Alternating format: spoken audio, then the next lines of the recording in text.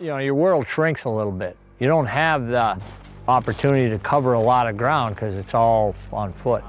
You always are nervous when you put all the work into building a wall. Deep in the frozen Alaskan wilderness, a lone trapline hut built by seasoned mountain man Marty Meierotto has become the center of a chilling mystery.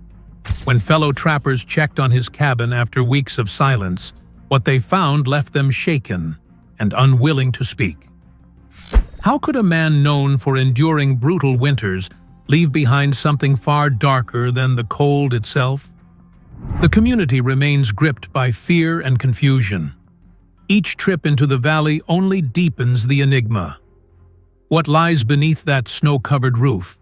And why are those who know too afraid to tell? The Silent Cabin's discovery. When two experienced trappers journeyed deep into the Alaskan wilderness to check on Marty Meierotto's trapline hut, they found something far from ordinary. The small cabin, built with Marty's own hands, stood firm beneath a heavy blanket of snow, yet something felt disturbingly wrong. There were no fresh footprints, no signs of recent activity, and the door was slightly ajar. An unusual sight for a man known for strict orderliness. This eerie silence sealed the feeling that something had unsettled the balance in this secluded refuge. Inside the hut, the scene was chaotic. The table and stove were overturned, gear scattered as if someone had left in a hurry or tried to mask what had happened. Marty's coat and rifle, usually close at hand, were missing. The stove was cold, and a half-full mug of frozen water sat abandoned, small but telling signs of unusual absence. These details suggested a disruption so sudden and strange, it defied explanation. The two men who discovered the cabin exchanged uneasy glances. They'd known Marty long enough to recognize when something was out of place. His survival skills and routine were impeccable. Disorder in his home had no simple explanation. The cold, still air weighed heavily on them as they searched the cabin, but found no answers, only more questions. It was as if the hut was hiding something deep within its wooden walls. Closer to the back of the cabin, one trapper froze at the sight of something on the floor. His whispered warning came too late. Both men were confronted with a sight that left them speechless and rooted to the spot. Fear, not cold, gripped them as they stood silent for minutes that stretched into eternity. Whatever they encountered there was enough to send them retreating without a word, leaving the haunting mystery trapped inside. The trapper's radio message was brief but chilling. "We just found something dreadful in Marty Meierotto's trapline hut." Those words echoed quickly through the nearby community, stirring unease and speculation. People who had braved Alaskan storms, predators, and isolation found themselves rattled in a way they weren't prepared for. The wilderness had kept one of its darkest secrets, dropping a veil of silence over the cabin. Efforts to return to the cabin quickly met with resistance. The original trappers refused to go back, each citing a personal limit reached deep within their souls. The harsh terrain, the biting cold, and the unknown terror within those walls created a frontier no one wanted to face twice.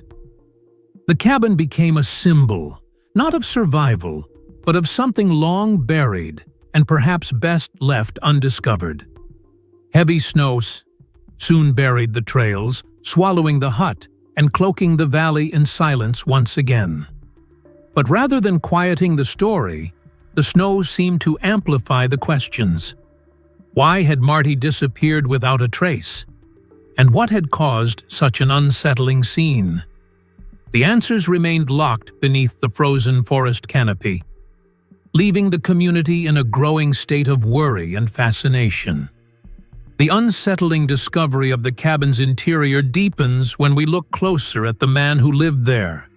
His life, his routine, and why his absence sent ripples through an already tough community. Marty Meierotto's life and routine. Marty Meierotto was no stranger to the wild. Every winter, he lived off the grid in a primitive one-room log cabin set hundreds of miles away from any town or civilization. Known to disappear for weeks or even months, Marty had cultivated a life built on solitude, survival, and sheer resilience against the brutal Alaskan winters. He thrived in the silence and cold that would overwhelm most people in a single day. His neighbors in the remote region were often skeptical of him. Some admired his toughness, while others whispered suspicions born from his reclusive nature. Marty's very existence was an enigma. Viewers saw him on the show Mountain Men, where his grit and skill navigating relentless conditions earned him a reputation as one of Alaska's most formidable figures.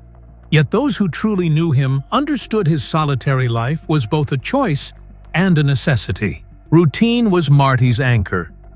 Each day brought a relentless cycle of checking traps, repairing gear, and bracing against the wilderness's harsh mood swings. His logs and notes detailed weather, trap counts, and sketches of the terrain, evidence of meticulous planning and a deep connection to the land. Nothing was left to chance in his world, a testament to a man whose survival depended on order and precision. His cabin was not just a place to stay. It was a fortress against the elements and a spot where every item had its right use and right place.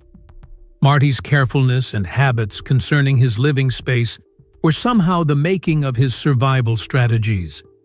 He viewed even the very slightest signs of disorder or negligence as being out of his domain, and hence, the state of disarray existing in the cabin was all the more surprising to the visitors who happened to find it. Marty was a person who had an existence full of oppositions, and this was not only the case with his survival abilities. The severe nature of his surroundings, along with the loneliness, sometimes purified his character, but at other times, he became a riddle. He had very serious issues indeed, but only a handful of people were able to understand or even imagine what was going on in his mind in those hours of solitude. The logs that he left behind told only a small part of the interconnected and complex nature of the choices and happenings that were more than just living in the woods. The moment reports started to emerge that Marty had disappeared for several days, an aura of worry and fear pervaded the area. His friends, as well as fellow trappers, had a hard time being silent and not showing up at the usual places. In a region where survival was not only a matter of communication and routine, silence was indeed very concerning. With this understanding of Marty's life and character, the tale of the first men who dared approach the cabin becomes all the more compelling and unsettling. The first expedition's frightening encounter. When the first two trappers set out to check on Marty's cabin, their minds were heavy with questions and unease.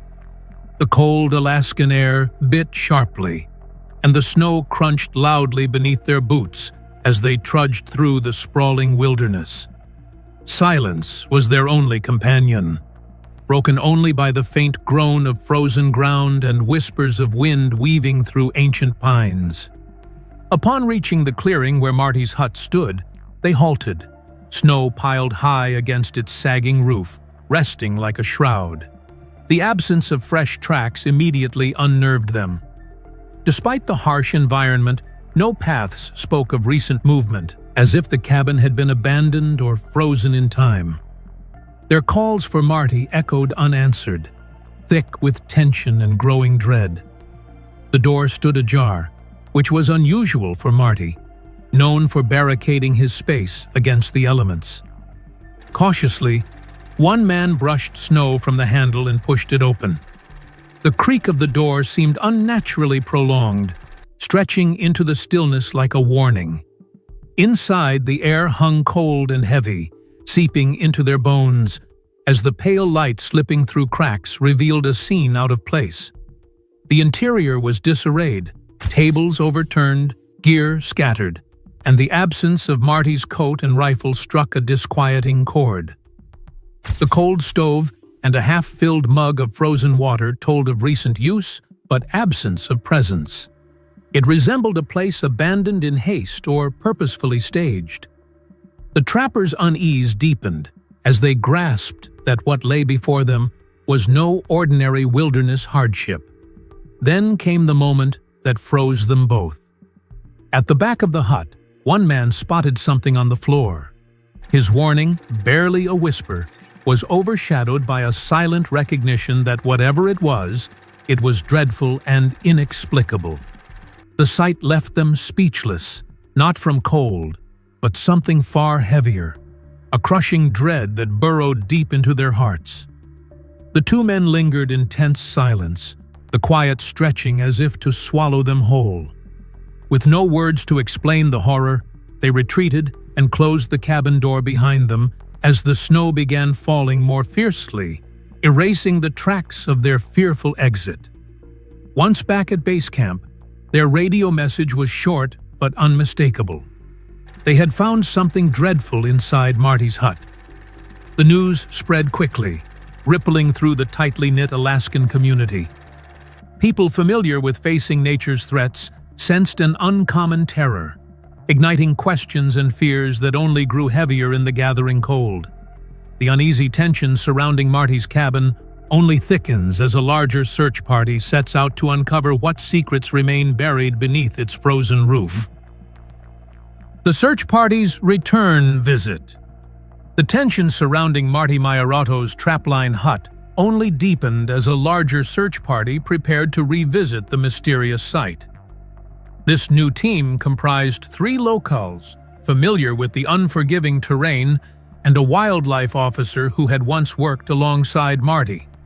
They packed lightly: ropes, flashlights, water, ready for a cautious but thorough investigation. Although none spoke it aloud, all silently wondered what could have unsettled the first 2 trappers so profoundly. The journey was harsh, despite the melting snow. Icy patches and deep drifts challenged their every step. When they arrived at the clearing, the hut appeared as silent and frozen as before, half buried beneath a thick layer of snow. The wind swept across the roof, almost as if nature itself wished to erase the cabin from memory. One member shut off his snowmobile engine and paused, sensing an oppressive stillness hanging in the air. The moment they reached the door, tiny particles of dust danced in the weak light coming from outside and settled down in the silent room. It was as if everything had been stopped. The chair that had fallen over, tools lying around, and Marty's jacket that was incongruously clean on the floor close to a window. The rifle had still not been found, which was in line with earlier reports, but other incidents indicated that the place had been occupied very recently. The ashes in the stove were cold, which indicated that the fire had been stoked days ago. Thus, the lack of footprints outside was questioned. The wildlife officer conducted a very detailed and extensive inspection of the room and, spotting something very light on the floor, the traces were wooden floor. These marks do not at all belong to a person or to their daily life, nor did they resemble the traditional woodwork, scratching by tools, but instead seemed to suggest that a huge object had been dragged and then halted all of a sudden. The officer's light caught a small flash of something bright for a moment, and he immediately turned it off, allowing his face to express how irritated he was. He had no justification for his actions when he ordered the group to leave right away. Their exit was characterized by silence and slowness, the heaviness of discomfort tearing them down like the cold mountain air. They did not speak for quite a while when they finally emerged into the dim light. One person eventually asked the officer what he had seen and broke the silence only after they had already gone past the clearing. The officer's answer came very slowly and hesitatingly. It was not something he was preparing to explain, at least not in the near future.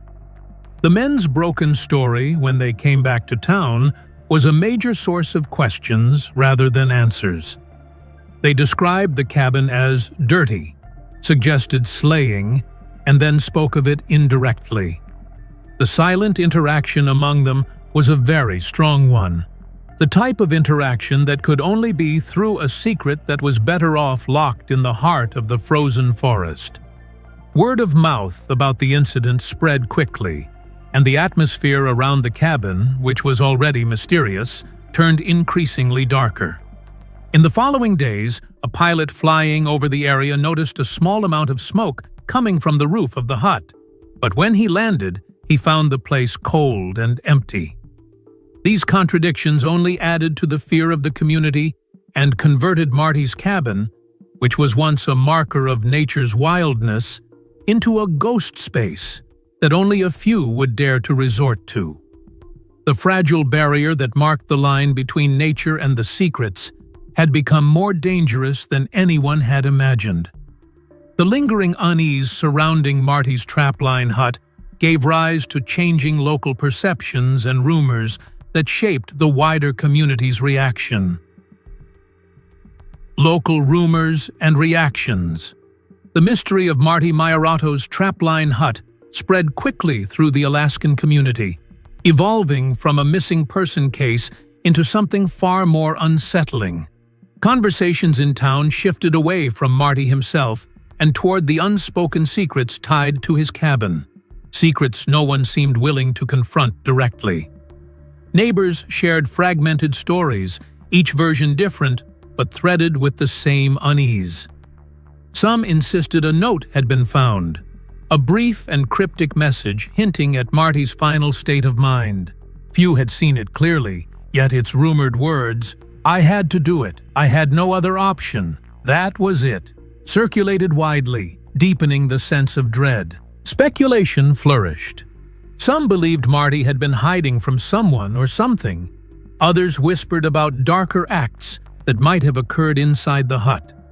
A few claimed the place itself felt alive with a terrible secret, transforming from a symbol of survival into a space people instinctively feared. The uncertainty cast the cabin as a kind of invisible trap, one better avoided than understood. Even Marty's longtime friends grew tight-lipped, reluctant to discuss him or the search that followed his disappearance. Newcomers learned quickly to tread lightly when the subject surfaced. Trails leading to the hut, once traveled by trappers and snowmobilers, became avoided paths marked only by an unspoken boundary. Late-night sightings fueled the growing tension. Several people reported brief flickering lights near the hut's location, glimmers that vanished when anyone approached. At first, skeptics dismissed the stories, but as more witnesses came forward, even the doubters grew quiet. The unexplained lights raised unsettling questions. Was someone still out there? Or was the cabin's lingering presence manifesting in ways no one wanted to explain? Local authorities remained guarded, acknowledging rumors but offering no clarity. The wildlife officer who had joined the search soon withdrew from public life, and those who had accompanied him seemed changed, quieter, withdrawn, carrying a weight that followed them home. Their silence became one more sign that whatever happened at the trapline hut had left an imprint too deep to discuss.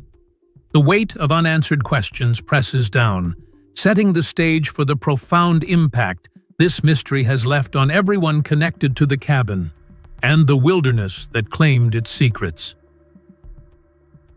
The unseen secret's lingering impact. Silence still hangs over Marty Meierotto's trapline hut, a weight that deepens with each unanswered question. Despite investigations, no clear explanation has emerged for what disturbed the cabin or why those who found it were so shaken. Something unseen seems to linger in that frozen valley, casting a long shadow over a wilderness known for danger, but not for fear. Those who approached the hut returned altered, quiet, pale, and burdened in ways they struggled to describe. A wildlife officer who once worked with Marty withdrew from the woods entirely, as did others involved in the search. Their changed behavior suggests that whatever occurred in the cabin left an emotional or spiritual imprint, rather than a physical threat. Locals uphold a rule of silence, a kind of respect for things that cannot speak for themselves. One searcher warned, "You will see things you are not allowed to talk about," echoing the community's refusal to acknowledge the cabin's darkness. This silence preserves peace, yet it fuels curiosity among outsiders and raises the question of what truths remain buried where human endurance meets unforgiving nature. Speculation continues to thrive. Some say that Marty had a secret that was too big to be revealed, and it consequently led him to live a solitary life. Others think that there might have been an intruder, or that somehow it was just a supernatural occurrence. The occasional flickering lights close to the hut have been associated with tales either of spirits who have not departed or the dead being still around, very much mixing up the concepts of reality and myths. When wilderness is such a strong factor in character formation, the unknown becomes narrative very easily. Marty's legacy is a mirror of this intricacy. For his power and self-sufficiency, he was praised, but his memory is now carried on by whispering conversations that always come back to the hut and its mysteries. Even the strongest admit that, at times, they are overpowered by mysteries that are beyond comprehension. The path to the cabin is now hidden completely by the seasonal snows, but the story still comes up every winter as the cold does. The cabin is still there today, a symbol of the unbelievable human strength displayed by will and the thin line that separates fear from knowledge, a representation of the myths that endure in darkness and silence. The authorities stay away from the scene and link their presence to the danger and lack of evidence, their calm tone being in stark contrast to the community's anxiety. At the same time, the people nearest to Marty each have pieces of his diaries, trying to make sense of the confusing comments that seem to point to desperation and hard choices. Marty Meierotto's Trapline hut is more than a forgotten shelter in the Alaskan wild. It's a chilling testament to survival, secrecy, and the unspoken. The strange signs left behind, and the silence that followed, remind us that not every story reveals its full truth. If this mystery pulled you in, be sure to like and subscribe for more explorations into the world's hidden shadows. And watch the next video shown on the screen for the continuation of this unsettling journey.